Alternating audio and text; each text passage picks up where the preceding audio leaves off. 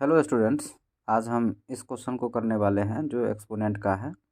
और इस क्वेश्चन में दिया हुआ है if 25 to the power n minus 1 plus 100 equal to 5 to the power n minus 1, find the value of n।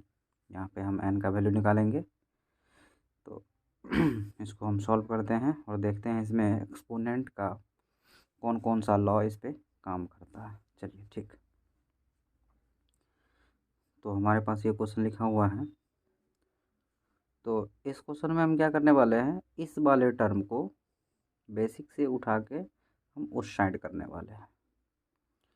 और अगर इस साइड में ये नहीं कुछ तो प्लस में है तो उधर जाके क्या हो जाएगा, ये माइनस में हो जाएगा। तो ये इम्प्लाई का साइन है, इम्प्लाई का साइन देना ज़रूरी है क्योंकि बीच में इक्वेशन टाइप का सवाल बना हुआ है, इक्वल का साइन आया हुआ है। तो इधर हमारे पास 100 बचा हुआ है equal to 5 to the power 2n minus 1। ये टर्म इधर प्लस में है, उधर जाके माइनस में हो गया 25 to the power n minus 1।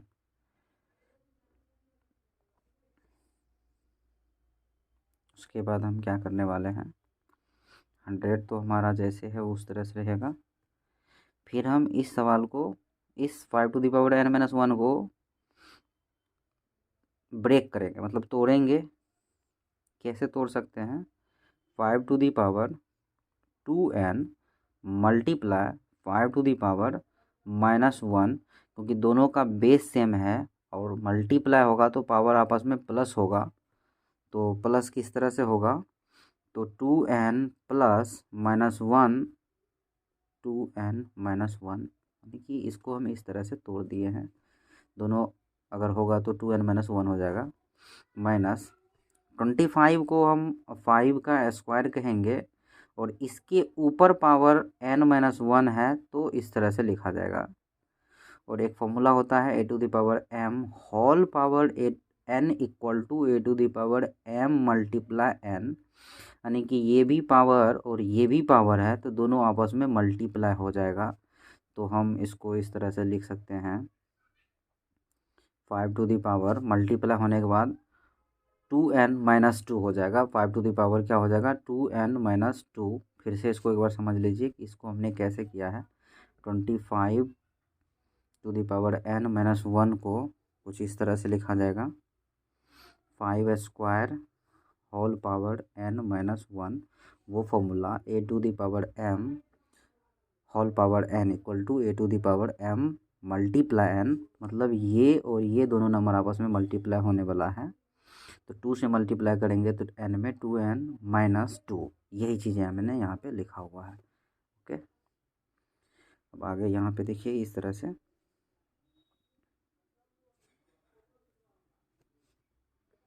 100 equal to 5 to the power 2n multiply 5 to the power minus 1 minus 5 to the power 2n multiply 5 to the power minus 2।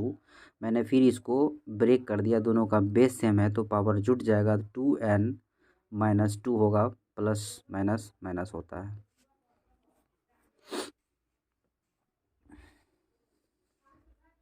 ये 100।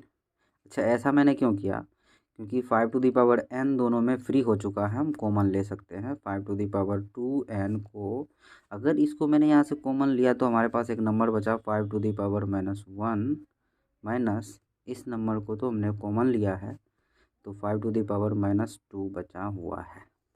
अब इसको समझते हैं कि यहाँ पे एक लॉ काम करेगा, 100 equal to 5 to the power 2n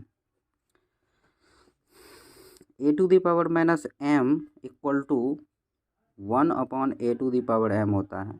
इसका सेंस ये बनता है कि नहीं कुछ तो अगर यहाँ पे 1 है तो हम ऊपर वाले टर्म को नीचे लाए हैं तो साइन भी हमारा चेंज हो गया। नहीं कुछ तो यहाँ पे मल्टीप्लाई 1 कर सकते हैं तो 1 ऊपर में रह गया और इस वाले टर्म को हमने ऊपर से यानी कि नोमरेटर से डिनोमिनेटर में उठा के लाए हैं तो माइनस था तो प्लस हो गया, बस सिंपल सा।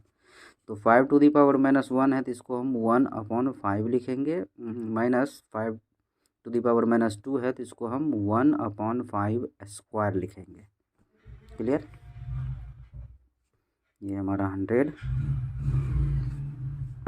इक्वल टू 5⁻²n हो गया। इसका जब आप एलसीएम लोगे तो 25 होगा। यहाँ पे हमारा 5 माइनस 1, ओके। ये हमारा 100 इक्वल टू 5⁻²n। इसको जब सॉल्व करेंगे 4/25, 4 से कैंसिल हो गया 25 में।